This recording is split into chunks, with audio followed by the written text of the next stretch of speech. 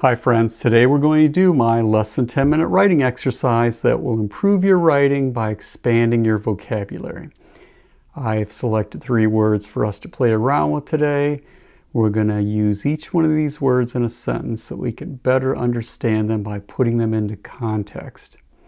I will offer general definitions, but I've also included links below to Merriam-Webster's website where you can find the formal definitions and pronunciations of these 3 words. Today's 3 words are emancipated, emaciated, and malapropism. Emancipated, emaciated, and malapropism.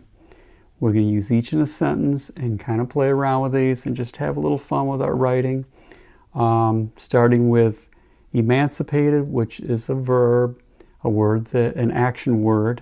And it means to free from the power of another.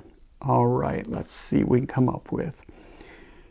After she turned 18, she ran away to be emancipated from her over-religious parents.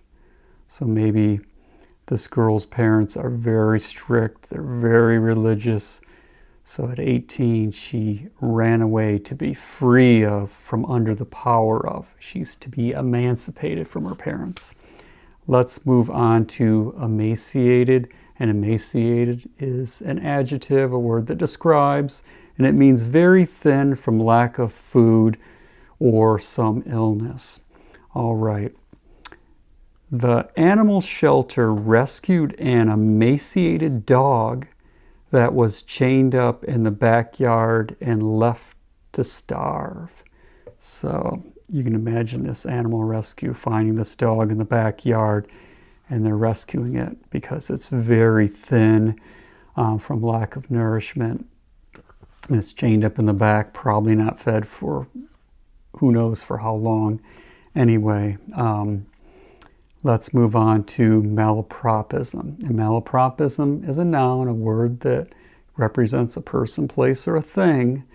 And it means unintentional misuse of a word, usually a word that sounds like the intended word. All right.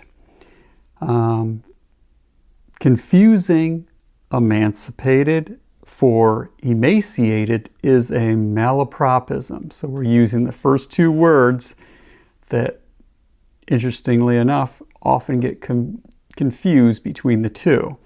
But they are very different. I mean, we already went over the definitions for emancipated, which is being free from the power of another, and emaciated, which is lack of nourishment and like being starved or whatever. Those are 2 different things. But malapropism is,